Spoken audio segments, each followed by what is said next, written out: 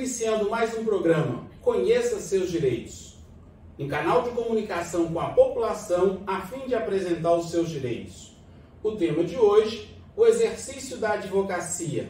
E para falar sobre esse assunto, convidamos o advogado Dr. Juliano Almada, presidente da 43ª subseção da OAB em Governador Valadares. Dr. Juliano, primeiramente, muito obrigado por ter aceitado o nosso convite. Meu querido Evandro, é uma honra estar aqui participando do seu programa. Eu tenho um orgulho imenso de falar da OAB e principalmente da advocacia, com o foco voltado para o direito, até para orientar as pessoas sobre esse assunto, que é um tema muito importante na vida de todos. E especialmente, para mim, é uma honra estar aqui ao lado de um dos grandes operadores do direito que eu conheço, que é o nosso querido e ilustre doutor Evandro. Então, estarei aqui à disposição para tentar ajudar a informar a população e as pessoas que vão assistir o seu programa. Muito obrigado, doutor. Doutor, hoje, dia 11 de agosto, comemora-se o Dia do Advogado. Qual é a formação que se exige para ser um advogado? Evandro, a formação escolar é o curso de bacharel em Direito. Mas eu digo que para ser advogado, além da formação de bacharel, ele tem que ter vocação. A advocacia é uma das profissões mais importantes na sociedade e o advogado tem que estar preparado com conhecimento técnico, que depende do curso de bacharel, mas ele tem que estar vocacionado para exercer essa tão bonita e importante profissão que há muitos anos vem aí ajudando a sociedade em todo o mundo, não só aqui no Brasil. Em quais áreas o advogado pode atuar? O advogado, após ele concluir o curso de bacharel e passar no exame de ordem, ele vai exercer as atividades na área do direito civil, que trata processos de separação judicial, indenizações, ações de cobrança. Ele vai atuar na área de direito trabalhista, buscando aí tanto defender empresas quanto ajuizar ações para trabalhadores que eventualmente têm aí os seus direitos ofendidos pelo empregador. Na área de direito tributário, que trata basicamente de situações de cobranças indevidas de impostos, ações de execução fiscal. Na área de direito penal, que é uma área melindrosa, importante, que cuida no julgamento de pessoas que cometeram crimes. Na área de direito eleitoral, que é importante para assegurar que o processo eleitoral seja feito da forma mais correta. E direito administrativo, que envolve aí o poder público, a administração pública. Além disso, o advogado também pode se enveredar na área de concurso, pode trabalhar na área, fazer concurso para delegado, civil, federal e etc. Então, assim, é uma gama de atuações que o advogado pode, após ele concluir aí o curso e ingressar na OAB, ele pode se optar por fazer, Ok, doutor. O autor de um crime, ele tem direito a um advogado? Todo autor de um crime tem direito a um advogado? Evandro, essa pergunta é muito importante, eu até te agradeço por me permitir falar disso. Porque todas as vezes que a gente vê aí um crime de repercussão nacional e as pessoas vão, normalmente, além de atacar aquela pessoa que cometeu o crime, ataca o advogado que está defendendo. Como é que defende bandido? Advogado de bandido, bandido também é. E não é bem assim. O advogado, quando ele recebe a carteira dele, ele faz um juramento e um compromisso perante um representante da OAB e se compromete a exercer sua função, assegurar aí o cumprimento das normas. E o criminoso, ainda que esteja ali em julgamento, mas se ele estiver sendo acusado de um crime, para que ele seja, primeiro, condenado, ele precisa de um advogado, ele precisa ter a defesa dele. A nossa Constituição assegura aí o princípio da ampla defesa e o princípio do contraditório, de forma a assegurar ali o procedimento legal para que aquela pessoa, se eventualmente for culpada, seja condenada. Sem um advogado, o processo é nulo. Então, haveria aí um problema se não tivesse advogado para defender essa pessoa. Então, o advogado, mesmo defendendo um criminoso, aquele criminoso tem direito Às vezes ele é um criminoso sem reincidência, né, que não tem antecedentes criminais, e eventualmente ele vai ter direito, por exemplo, de ter uma pena diminuída, de ter os direitos como cidadão assegurados, né? Então é através desse advogado que vai cumprir a legislação brasileira, tanto penal quanto constitucional, para que aquela pessoa tenha um julgamento legal, correto e adequado. E o que nós queremos, eu acho que enquanto sociedade, é tão somente o cumprimento da lei. As nossas leis são boas, o que precisa ser é cumprido. E o advogado, nesse procedimento criminal, ainda que seja uma situação que possa aí causar um trauma para as pessoas quando descobrem aquele tipo de crime, o advogado vai assegurar aquele procedimento legal, que é um princípio constitucional, né, do princípio do processo legal. Agora, e se o autor de um crime for pobre, não tiver condições de pagar um advogado, neste caso ele seria julgado sem defesa? Absolutamente. Quando a pessoa não tem condição de contratar um advogado particular, o Estado, né, pode nomear um advogado para a sua defesa. A Defensoria Pública, né, que ela é existente em quase todas as comarcas do país, ela faz esse trabalho e é um advogado público para defender essas pessoas que eventualmente não tenham recursos para contratar um advogado particular. E nos locais em que não existe essa defensoria, o juiz pode nomear um advogado dativo para fazer aquela defesa e esse advogado vai ser pago também ao final do procedimento pelo Estado, né? O juiz emite uma certidão de que ele trabalhou e ele vai requerer aquele valor, recebimento desse valor junto ao Estado. Doutor, nos anos anteriores, a 43ª subseção da OAB, aqui em Valadares, promoveu neste mês de agosto, palestras, jogos e uma confraternização para nós, advogados. Neste ano, haverá algum evento dessa natureza? Oi, Evandro. É uma tristeza muito grande falar disso, né? Eu estou há 20 anos aí no exercício da advocacia e há 20 anos envolvido com a Ordem dos Advogados aqui em Valadares. E passei por diversas comissões, já trabalhei em diretorias diferentes, fui conselheiro estadual e nesses 20 anos, Evandro, todos os meses de agosto, nós temos uma festa muito bonita aqui em Governador Valadares e em todo o estado de Minas também. Mas aqui em Valadares especialmente é o que a gente vive. Você participou de várias confraternizações conosco. Por sinal, muito boas.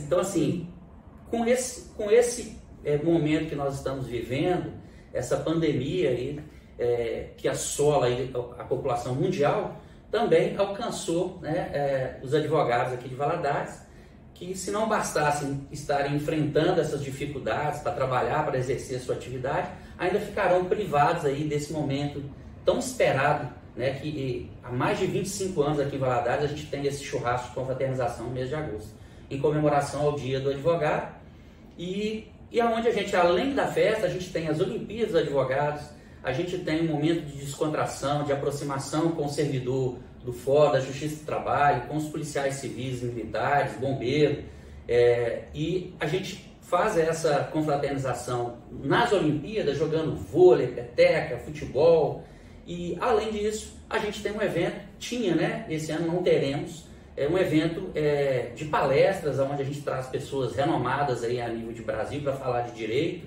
para estudar o direito com os advogados. Mas esse ano nós vamos ficar limitados aos eventos virtuais, né? A seccional está promovendo aí um mês do advogado com vários eventos, várias palestras brilhantes que a gente vai divulgar.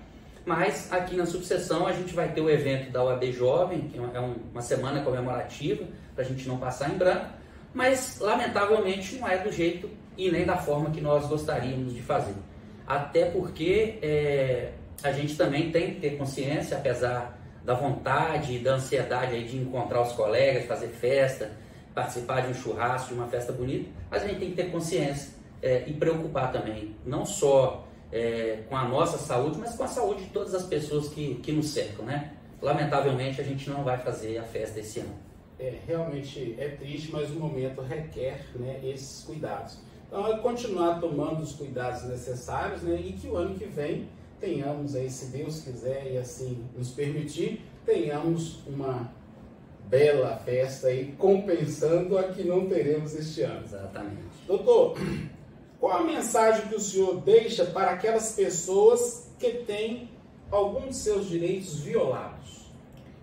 Olha, o que eu sempre digo, Evandro, é o seguinte: as pessoas, elas precisam buscar a forma correta de resolver os seus problemas. Elas precisam buscar a forma correta de solução de conflito.